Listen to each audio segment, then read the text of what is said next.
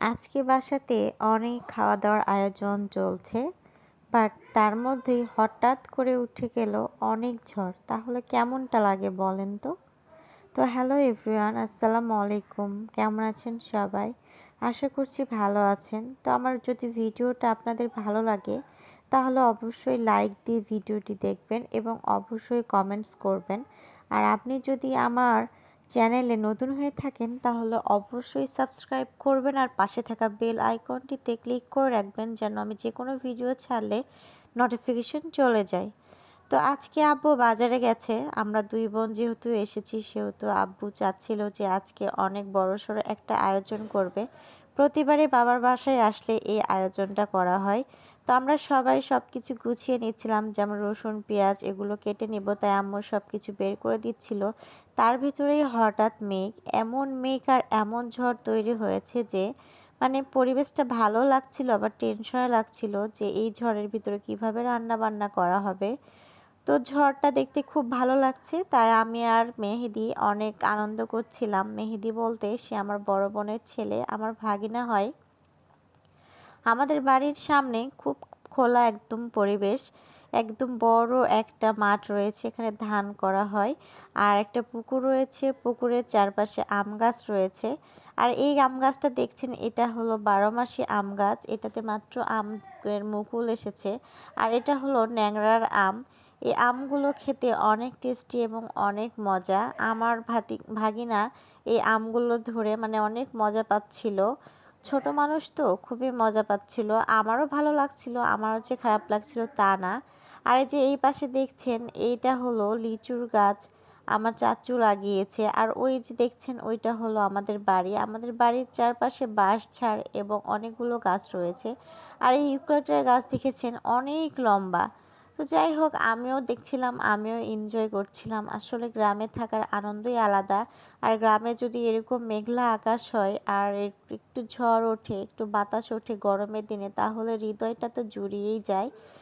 পরে মা বকাবকি করছিল যে ওখানে আর থাকিস না, তাই আমি আর আমাদের মাহাদি বাবু মানে আমার ভাগিনা আমরা চলে আসছিলাম। তো যেহেতু বেড়া দেওয়া ছিল, আসতে একটু প্রবলেম হচ্ছিল, মাহাদি তো চলেই গেল কিন্তু আমি পার হতে পারছিলাম না।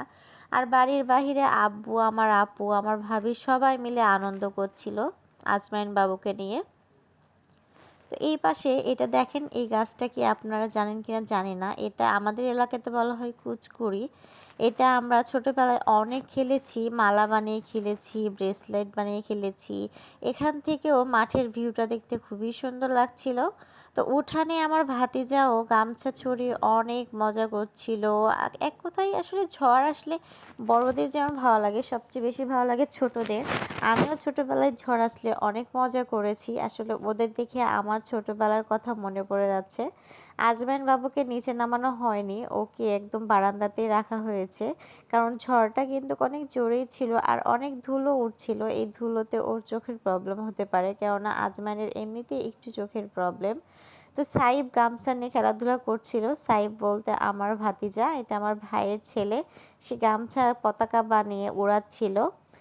তারপরে আব্বু বাজার থেকে চলে আসলো, এখন ঝড়টাও কমেছে এবং মেঘটাও কমেছে, কেননা বৃষ্টি হয়নি। তো আপু বসে বসে রসুন পেঁয়াজ এসব কাটছিল আর গরু গোশত ভিজিয়ে রাখা হচ্ছিল। আর আমি বাজারে কি কি নিয়ে এসেছে সেগুলো আমি একটা একটা করে বের করছিলাম। পটল নিয়ে এসেছে, বড় একটা পাঙ্গাস মাছ নিয়ে এসেছে। অনেকেই পাঙ্গাস মাছ খায় না, বাট আমাদের বাসাতে সবাই পাঙ্গাস মাছ খুবই পছন্দ করে।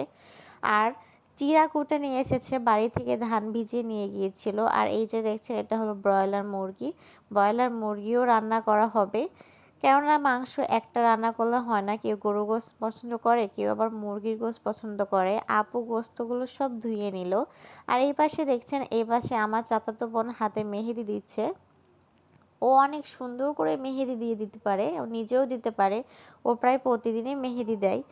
তো এই পাশে আস্তে আস্তে সন্ধ্যা হয়ে এসেছে, আমি মোবাইলে লাইট দিয়ে রেখেছিলাম আর আপু সে মাংসগুলো সব মশলাগুলো দিয়ে মেখে নিচ্ছিল।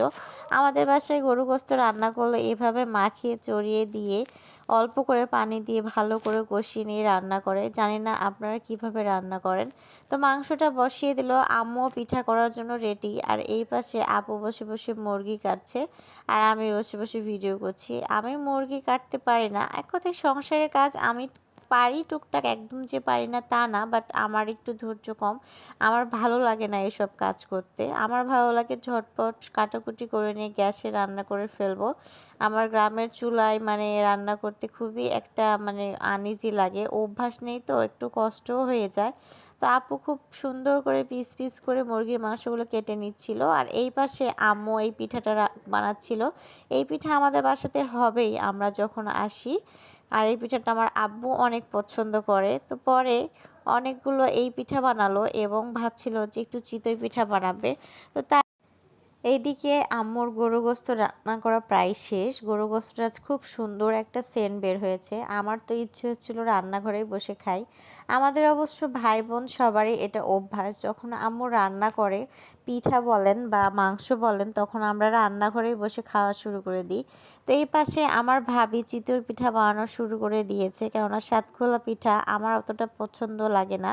আমার মিষ্টি দিয়ে বেশি ভালো লাগে। আর আজকে মিষ্টি কেনা হয়নি, আজকে শুধু মাংস দিয়ে খাওয়া হবে, তাই এই জন্য আমি চিতই পিঠা করে দিতে বললাম।